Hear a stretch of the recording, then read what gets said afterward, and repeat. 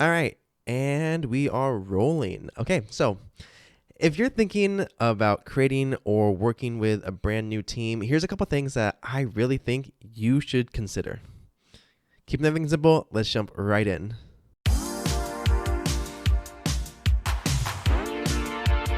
Welcome back to the Keeping Everything Simple podcast, where we take complex topics and we boil it down into simple, actionable tips. I'm your host and fellow learner, Michael Klukas, and I want to talk about leadership and the 1 minute manager. So, as I said a second ago, if you're working with a new team or trying to create a new team, there's a couple things you should consider. One of the biggest things, I believe, is the level of commitment and competence of the members you are considering. Not only that, you should also understand how to be able to fully meet them where they are at and understand their confidence, competence, and commitment. I'm going to call those just the 3 C's, and we'll get into that in a little bit. So, what exactly is this book about? Leadership and the 1 minute manager. So, Kenneth Blanchard, who's one of the authors on here. If you're watching this on YouTube, you can see me holding up the book.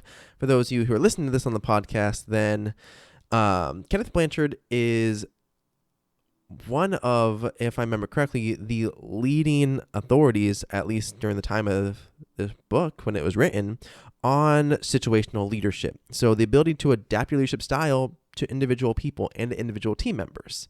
And that's what this book is all about. Being able to say, okay, how can I be an effective leader through situational leadership?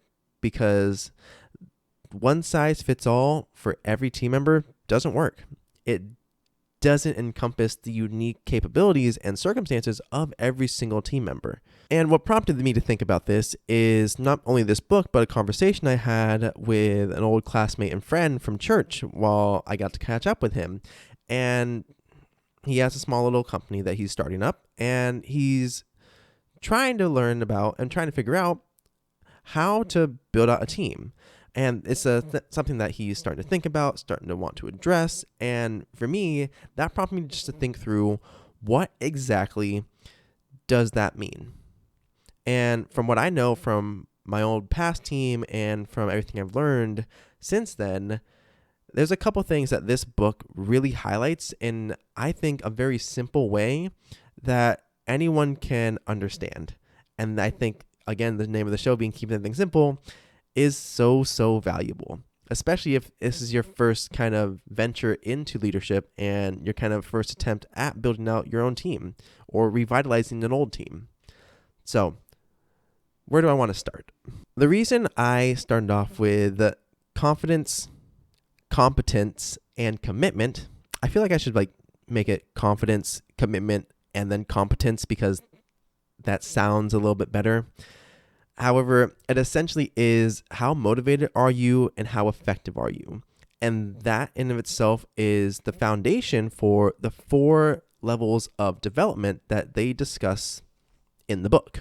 So they refer to them as D1, D2, D3, and D4, and I'll explain those a little bit more in detail. So D1 is essentially you have low competence and high commitment. So your ability to do the job is low. You're new to a role, you're new to a field, and you're just getting your sea legs. You're just learning the ropes, and you have high commitment because of that. It's exciting. Maybe it could be your first job. Maybe you finally hopped careers and you're not entirely sure just yet how things are going to go, but it's exciting. It can result in high commitment. So that's D1. Now, the next level after that is what they refer to as D2, which is low commitment and low competence. So that's kind of this, I don't want to say next step, but it is the understanding that when you are learning something new, there can be so much coming at you at once. There can be so much that you're learning all at one time that it can be overwhelming. And you may find that you're better at some things than others. You may not be able to actually spend your time in the areas in which you excel at, and you're having to learn the stuff that frustrates you and annoys you. And from there, your commitment can get lower and lower. And this is where the idea of confidence comes into play, because from a D1, so again, the low competence but high commitment, someone can say, all right, I am excited. I don't know what's going on. So there's two routes here. It's I don't know what's going on, but I want to learn. I'm excited to learn. And I'm confident that I will get it in time, and it's going to take me time. And then we have the other kind of route for this, which is I don't know what's going on, but I got this. No worries. Nothing's going to go wrong. I know it all at this point that I need to know to be successful. It's a slight difference, but that difference does matter, especially when you're trying to say, okay, how are we going to get someone from D1 to D2 and from D2 to D3? So level 3 or D3 is high competence and variable commitment. So someone that is good at the job, someone that, they've learned the ropes, they're able to do good work. And in this instance, some of their specialties, some of the things that they excel at are in different areas. And they really like the spots that they excel at, but they're not as excited about the spots that give them a lot of grief and a lot of struggle. And how exactly someone gets into D3 from the second level, so D2, is the coaching and supporting that they are given by their leaders, by those that have hired them, and by just the team in general. Because if you have someone that's building up your confidence and saying, all right, you're doing good, you're on the right path, it's not exactly perfect just yet, but you're getting it. That's something that they dive into more into the book of the different styles needed for each level. And I'm going to get into that later, but we'll continue on for right now, going through the certain levels of competence and commitment. D3, as I mentioned, is high competence. You know the job, you know the ropes, you can do good work, but variable commitment. So you're kind of like a B or C tier team player or potential hire because they can do the work. However, getting them to stick around and stick out the parts they don't want to do, it, can be hit or miss. It sometimes means meeting them where they're at, as I've mentioned in the past, and trying just to say, okay, how can I get you to feel confident about the pieces that you aren't as good with? How can I get you to level up there too, and not just focus on leveling up the spots that you're already doing really, really well? And then the final level there is D4. And this is kind of like your star players, your A players, and even as I say that, you probably can think of who that might be if you have an existing team or who you're already considering for a team. These are people that have high competence and high commitment. So the best of both worlds. They can do the job, they like doing the job, or they're just so good at it that that they can do the work of maybe 2 or 3 D or C players. And without them, operations kind of slow down because, they are providing so much value to the team, to the project, and to the process. But as they go through this idea in the book, it really touches on, again, just the difference between the roles themselves. So, by the way, yes, if you can see this on video, my bookmark's a Yu-Gi-Oh card. I think it's cool. So, we have situational leadership, and it's all about being able to meet someone at the level they are at and understanding that, hey, every individual employee, every individual team member, every individual hire is going to be at a different level of development. So D1, D2, D3, D4, and all that jazz. And at the same time, a certain individual can be at different levels within their role. So a good example could be, hey, for an accounting specialist, great. For anything to do with the accounting and the money and the management, I'm pretty sure there'd be a D4.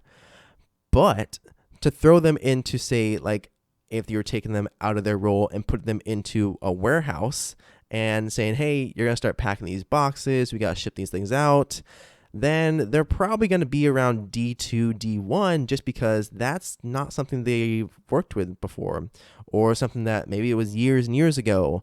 It's just understanding that an individual person can be at different levels too.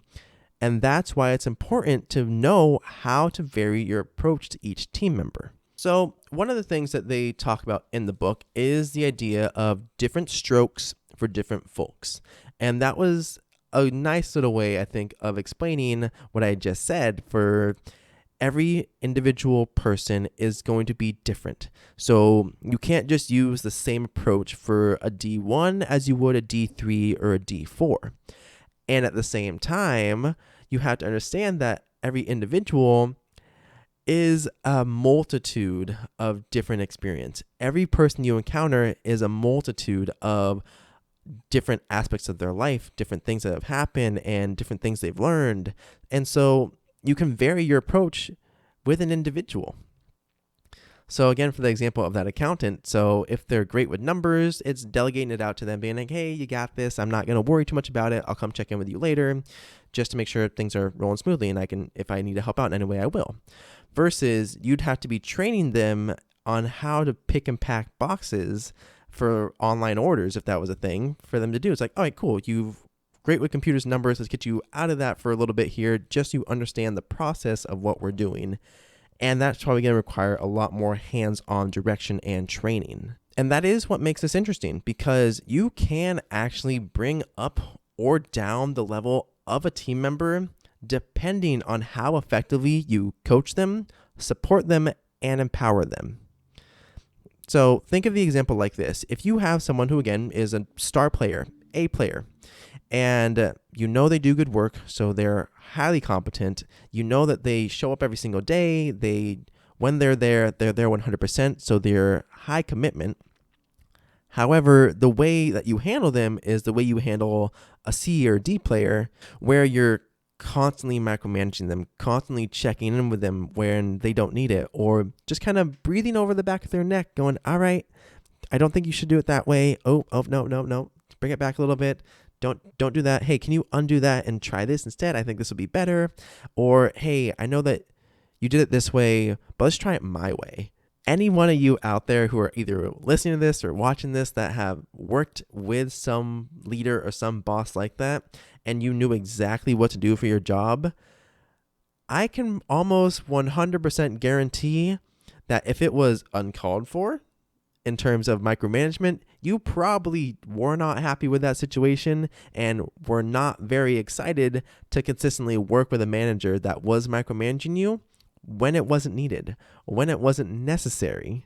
And that's what I mean when I say how you coach and support and empower team members and potential hires does impact the level of development that they have. You want to be able to bring a D1 up to a D2, D3. Now, D2 is a bit harder to work with because you're trying to build up confidence again in the team member, because maybe, like I said, from D1, they have low competence but high commitment because of the excitement. They may get knocked down a few pegs as they learn the ropes and things kind of are harder than they thought they'd be. But then if that's when they end up in D2, you want to build them back up, get the confidence back in there, and get them to D3 where they're competent in the job. The commitment's a bit more variable, but then it's also just continuing to work with them. Because, yeah, if you had the ability to, and you could always pick out these star players, these D4s, so high confidence, high commitment, high competence as well, then your business would probably run great. That'd be cool. But the thing is, that's not the likely case. You're not going to be always able to find these star players all the time. You can help develop people into star players, and that in of itself is a much more feasible and practical route, as opposed to spending all your time sourcing and recruiting just for someone that you know would be great in the role. But at the same time, that just means another company out there, another team out there recognizes that and probably is also looking for the same person and making that same person an offer. So opening up the book, so there's what they call Situational Leadership 2. I assume this is Mark 2, Level 2, however you want to look at it. But it goes over the different styles of leadership that's needed for the different levels of development. Because again, one size fits all doesn't work when you're trying to build out a team that harnesses the power of the individual, and you can, again, effectively coach and support them to move up in their levels. So you have D1.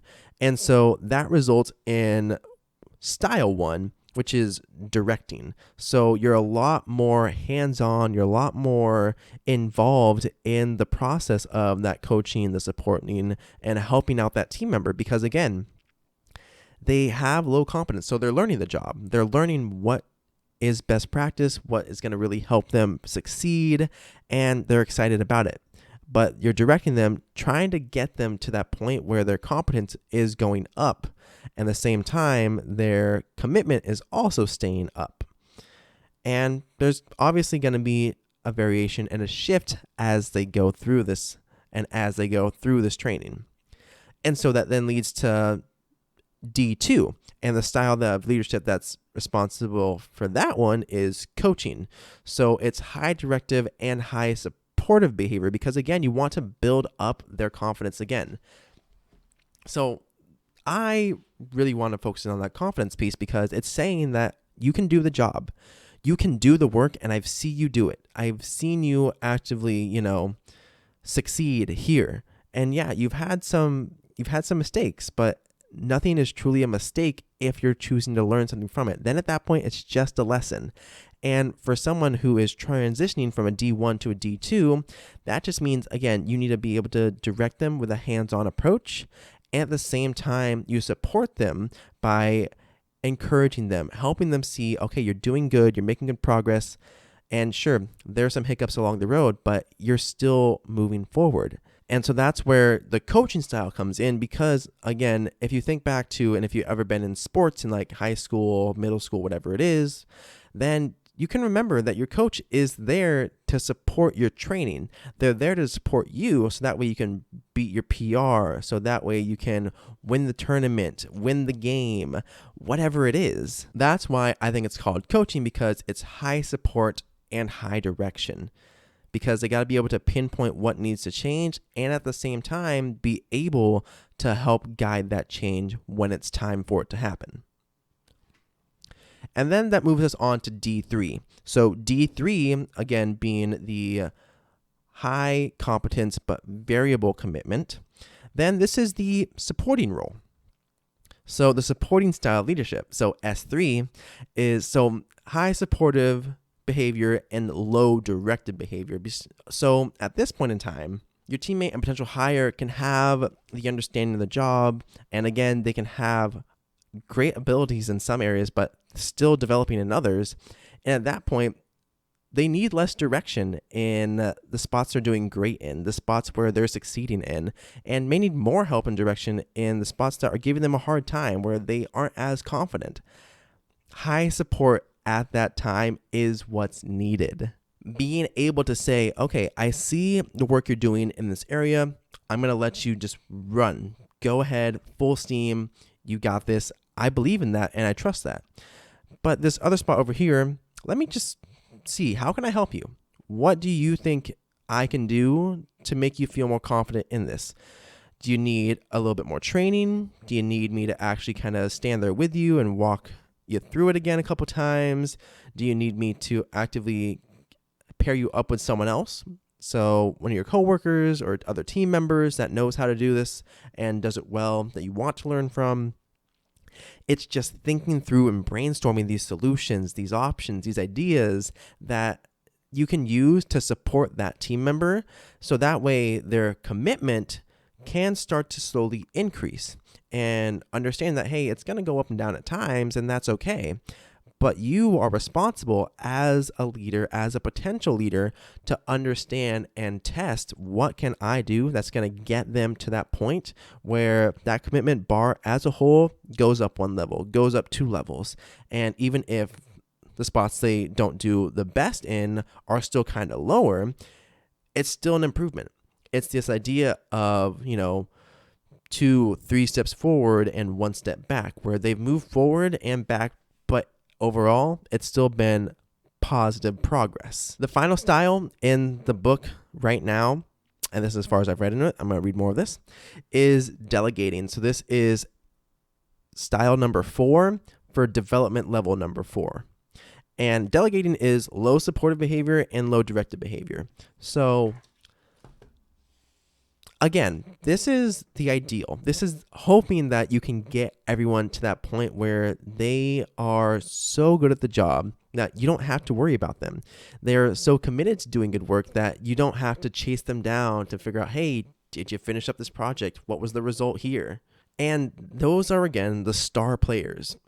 But you have to remember, you're not going to always be able just to pull in star players all the time. You have to be able to learn and adjust your style of leading so that way you can bring up those D3s or those D2s and move them forward in the development process. And again, this is something that I just want to emphasize, and I'll dive into this a bit more in a future podcast episode, but like for one of my biggest mistakes when I first got into leadership, when I first had that large team, was the fact that I wasn't the best at identifying what level of development my team members were at. I intuitively could understand, okay, these are my A players, these are my B players, these are my C players. However, for those that were in flux, those were that I would say the D3s. So they had the high competence but low commitment. What was I going to be able to do to get them to level up or to at least level up their commitment so that way they felt more confident in the job and felt like they were actually committing and being able to contribute to the job? For myself, that is something that I look back on and think, I wish I had known this.